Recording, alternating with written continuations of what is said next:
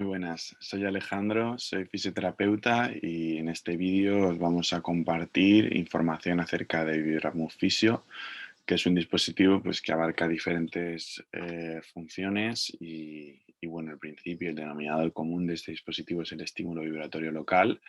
Vamos a pasar por diferentes modos, diferentes principios fisiológicos por los que se rigen sus principios terapéuticos y, por supuesto, si tenéis alguna duda o requerís algún tipo de estudio para poder contrastar pues, toda esta información, ponedlo en los comentarios y yo estoy plenamente dispuesto a contestarlos. Bueno, aquí vemos un adelanto de lo que es el dispositivo. Es una unidad de trabajo a partir de la cual pues, vamos a encontrar estos cuatro modos diferentes. Nosotros tenemos realmente dos tipos de estimuladores, los que vamos a ver ahora con el modo FPS y después el estimulador local que veíamos aquí, que tiene diferentes cabezales para poder abarcar a diferentes regiones con más o menos superficie. Entonces, bueno, nosotros con ese estímulo vibratorio local vamos a acceder a trabajar con el FPS, Functional Proprioceptive Stimulation, para trabajar ese trabajo de propiocepción. Podremos modular la espasticidad, podremos promover analgesia y podremos combinar con un tratamiento de fuerza ese ejercicio para incrementar esa variable.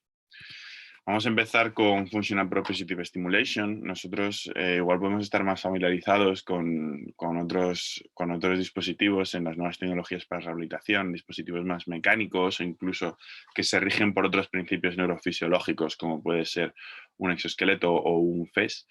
Y en este caso, pues es interesante explicar los principios por los que se rigen esto, ¿no? Ya que pues es algo que realmente por el momento solo se está llevando a cabo con este dispositivo, con Vibramove. Functional Proprioceptive Stimulation es, en resumen, el estímulo propioceptivo que nos va a dar ese estímulo vibratorio y la información que vamos a recibir acerca de un movimiento, ¿vale? Lo vamos a ver ahora claramente con un ejemplo. Nosotros vamos a hacer una extensión de codo. Para hacer una extensión de codo tenemos que enviar un estímulo eh, agonista al músculo tríceps y un estímulo a la musculatura antagonista para que se inhiba, ¿vale?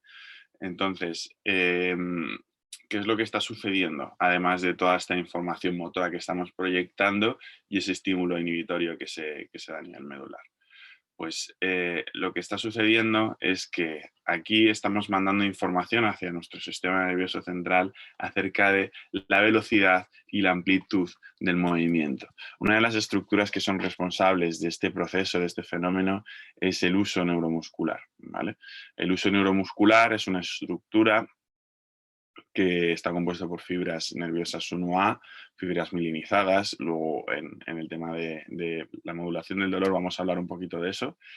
Y eh, se despolarizan cuando reciben estímulo de estiramiento.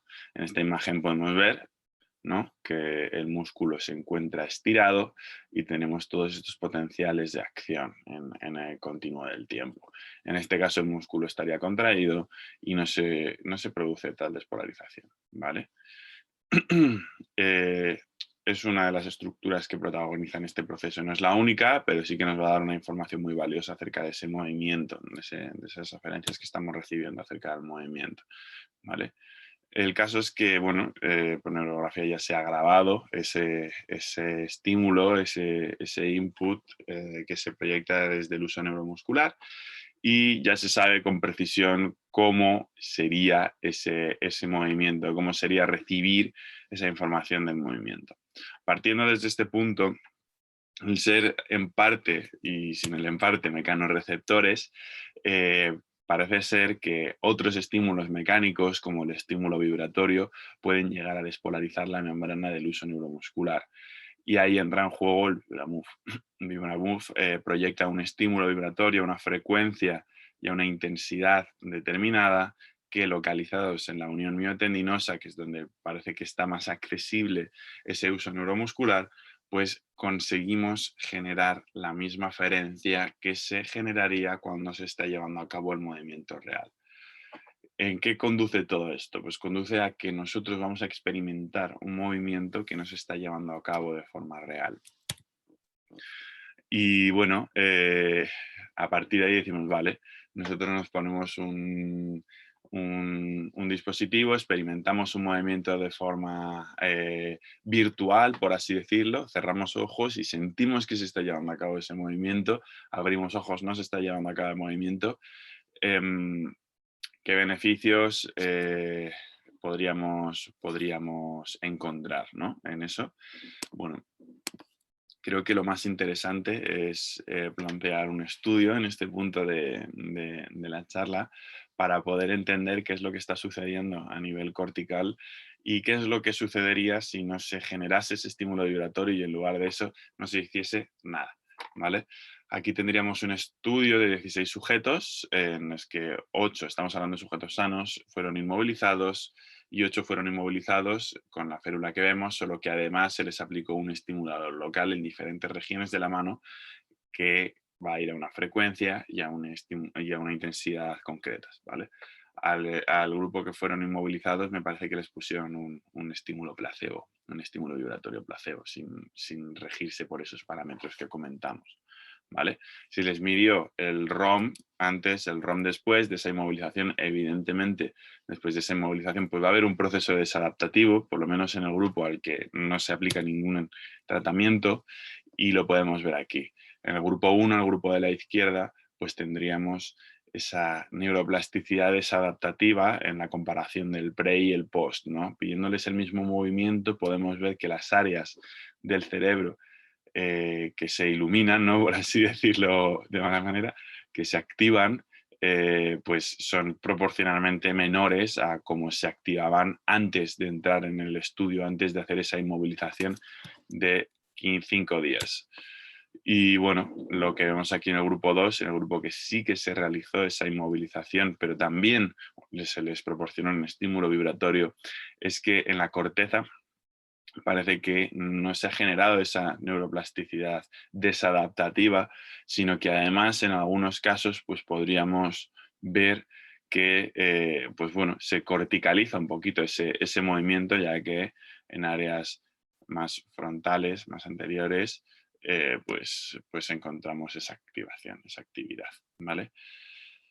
Eh, entonces, bueno, ¿qué nos está diciendo esto, no?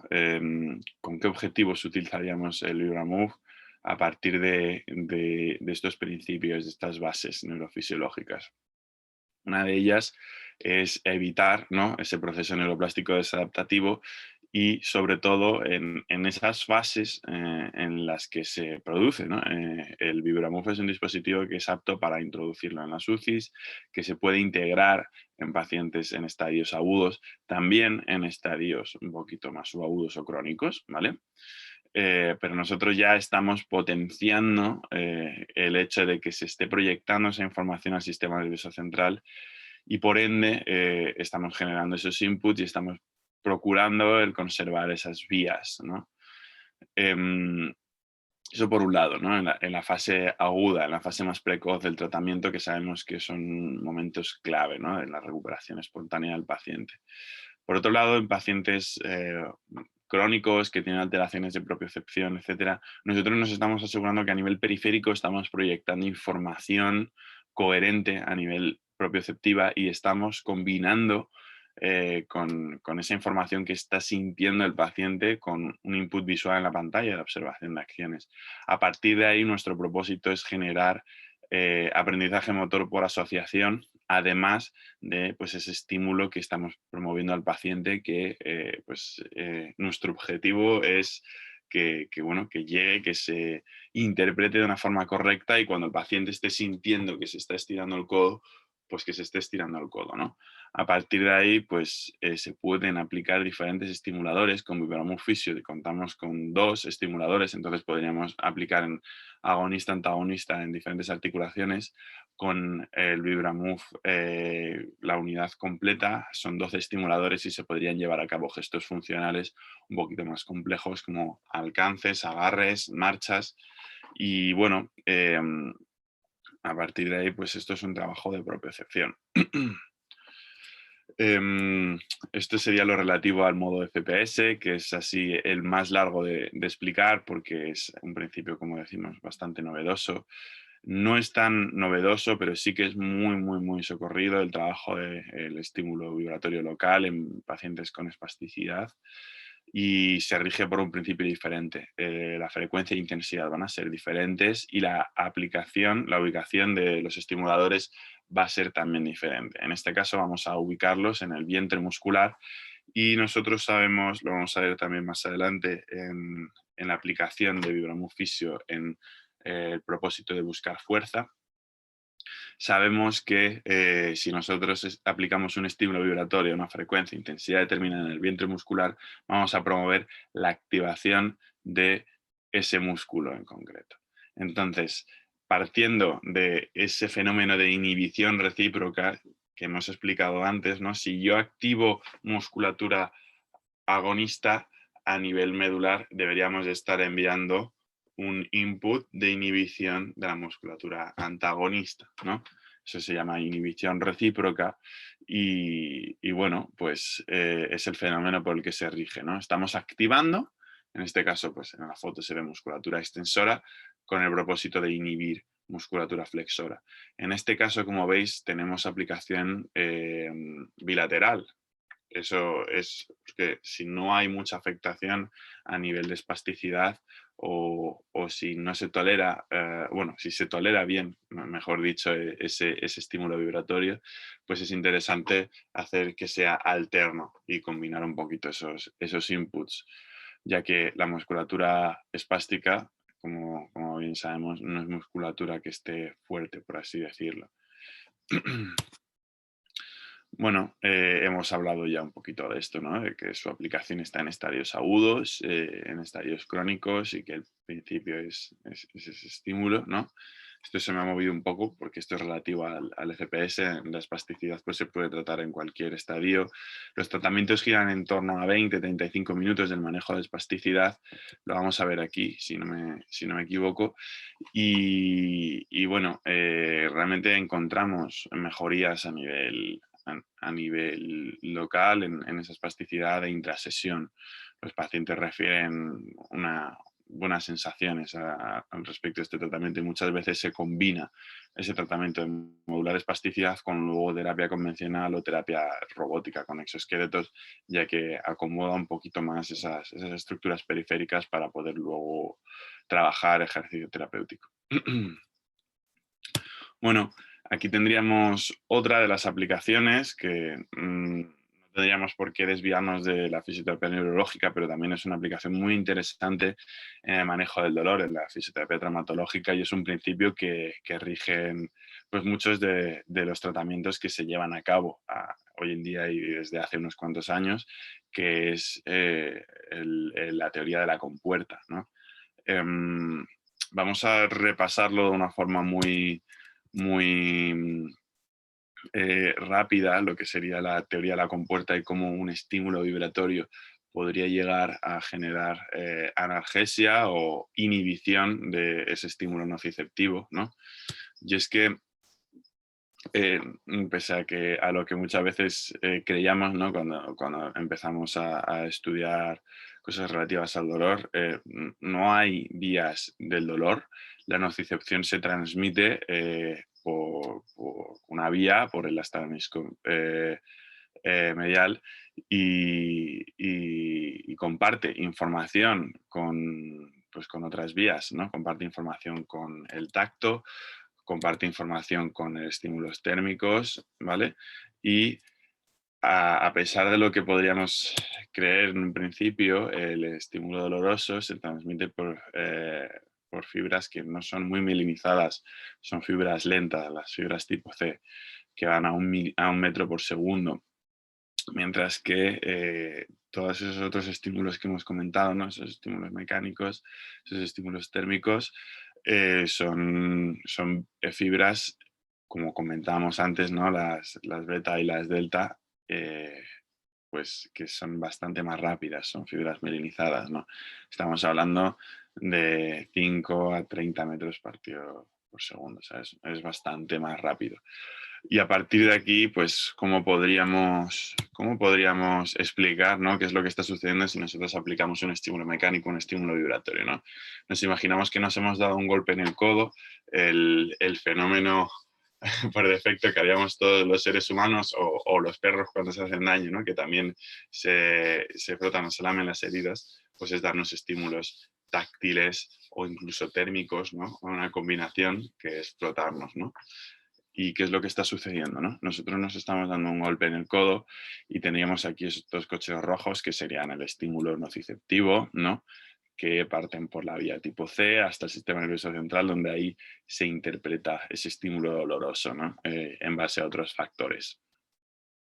Pues bueno, ¿qué es lo que sucedería si nosotros nos estamos frotando el codo, ¿no? O si nosotros tenemos en este caso un estímulo vibratorio que está eclipsando ese estímulo doloroso, ¿no? Pues tendríamos que esas vías, ¿no? Que son mucho más anchas, que transmiten información mucho más rápido, como sería el estímulo táctil, pues van a eclipsar, no van a dejar pasar en su totalidad ese estímulo doloroso y por tanto nuestra percepción del mismo va a ser reducido, repito. Esto es nocicepción, el dolor no solo es nocicepción, eh, hay estímulos que se interpretan a nivel del sistema nervioso central y ahí entra nuestra percepción del estímulo y también entra el sistema límbico y otras variables, ¿no? Pero bueno, lo relativo a la nocicepción sería esto, ¿no? Que ese estímulo pues está eclipsado y por eso se rige el principio de la teoría de la compuerta y en este caso pues el estímulo vibratorio local. Em, por último, y sin ánimo de extenderme mucho más, pues tendríamos lo que es el trabajo de fuerza con Vibramove. Se saca un estudio bastante interesante, hay numerosas publicaciones acerca de esto, ya se sabe que la vibración mecánica local y no solo esa, sino hay otras aplicaciones más globales como en plataformas vibratorias, potencia, ¿no? esa activación de la musculatura, ya lo hemos visto en el manejo de la espasticidad, solo que en este caso pues se propone el poder hacer un trabajo combinado con fuerza. Propósito de esto, pues básicamente promover esas adaptaciones físicas y procurar que, pues bueno, que se estimule ese vientre muscular que en muchos casos pues podríamos encontrar dificultades en pacientes de abordajes un poquito más complejos, ¿no? Aquí, aunque no es el caso, como podemos ver aquí la interfaz específico de este ejercicio, nosotros tenemos otra ventanita para poder ajustar el tiempo del estímulo, la frecuencia del estímulo y, pues bueno, otras variables que nos van a permitir personalizar ese estímulo vibratorio para nuestro objetivo concreto que tengamos con el paciente. Como digo, todos estos, ya lo hemos visto, están estructurados en diferentes programas y nosotros lo único que tendríamos que hacer como terapeutas es plantear la región a abarcar, ¿no? Plantear el estimulador, si vamos a colocar el estimulador con cinchas o el estimulador local, que es con la pistolita, y el cabezal, y pues ya aplicar el estímulo y trabajar con eso. Y bueno, hasta aquí sería todo esta pequeña acercamiento a Vibramove Physio. Si tenéis cualquier duda, pues por favor poneros en contacto con nosotros y encantados de resolverla. Muchas gracias.